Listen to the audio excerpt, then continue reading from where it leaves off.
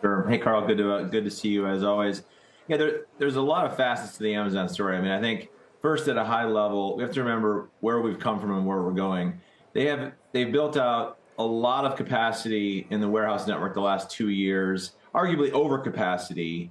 And now as retail continues to grow double digits and seems to be accelerating into the holiday season, they're growing into that overcapacity. And so you're getting more units flowing over all of their warehouses, more units fulfilled by all of their workers and their employees that they've hired over the last 2 years. And so that drives leverage in the underlying retail unit economics. And then on top of that, yeah, the ad business is a big piece of this story. You know, the incremental margins on the advertising dollars are incredibly high relative to retail. And what they've done a great job on the advertising business is they've built up a large ad business on the core Amazon.com website. So merchants can pay for ads to have their items show up at the top of the fold when people search for toilet paper or Bounty, et cetera. And now they're expanding that advertising business into new platforms such as connected TV. And the NFL and Thursday Night Football with Amazon is sort of the next big test we're going to have as to what type of connected TV advertising business Amazon is actually going to be able to build out over the next couple of years. That's interesting. So if for those who are predicting or awaiting a return in margin leverage, is the Q4 guide going to be the key?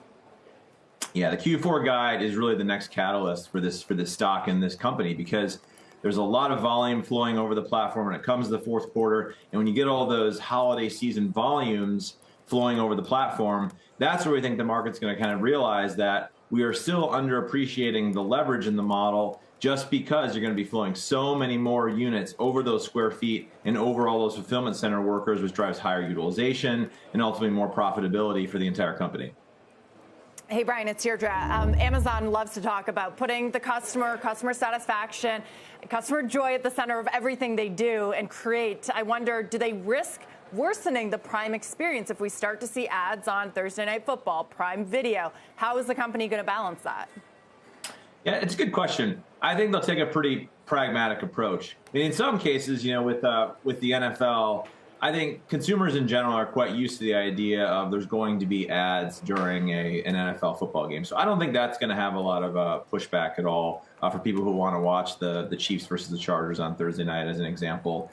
I think the other advertising across Prime Video and connected TV, they'll go slowly. You know, you're going to sort of have two litmus tests being run now publicly, where you're going to have both Netflix and Amazon slowly testing advertising across their connected TV product. And I think that's where you're going to see a really slow and disciplined and data-driven approach for how quickly they push ad load, what's the reaction to engagement, and how does it improve the overall lifetime value of the customers. Because for Amazon, up to this point on Prime Video, which we think they're going to spend $16 billion on content this year, what they've learned from it is that the more video content they have for Prime members, it leads to higher Prime gross ads. It leads to higher Prime retention and spend per household. And now the question will be, how big can advertising be to sort of support all of that?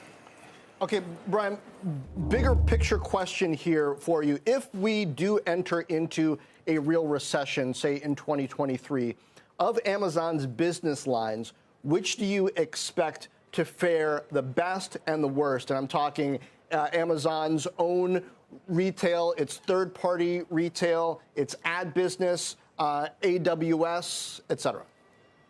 Yeah, it's a great question. I mean, the answer is it depends on what type of recession we have. You know, so far with the high-end consumer in the United States holding up relatively better, given how large the high-end consumers are within Amazon's overall ecosystem and the Prime sub-base, spending is held on better. However, if we do have a recession where even middle and higher income consumers are pulling back on spend and you have consumer weakness, the retail business would be at risk. And that would impact advertising, that would impact leverage in the network. It has really come down to what happens to the middle to higher end consumers, I would argue, for retail. On the AWS side, you know, we've sort of heard about consistent deceleration, sort of drip, drip, drip slowing in the pace at which enterprise cloud deals are getting done. And so we are hearing about cloud spending slowing. We do have our base forecast of AWS cloud growth slowing in the back half, slowing again next year. But I think it sort of comes down to, in this case, what is the slope of that deceleration? If you have a larger enterprise pullback, then you have AWS risk. So it's been an interesting downturn to study, because consumers held up in some areas, has pulled back in other areas, and the enterprise is just sort of slowing spending, but spending at a slower rate. And I think where we end up in 23 kind of comes down to the health of the high-end consumer and the slope of enterprise spending growth. Yeah, it's amazing what a proxy, what a clean proxy the company is for the U.S. economy. Just amazing. I guess at that kind of scale, it wouldn't surprise you. Brian, appreciate it. Fascinating note. Coming weeks should be interesting. Brian Nowak, Morgan Stanley.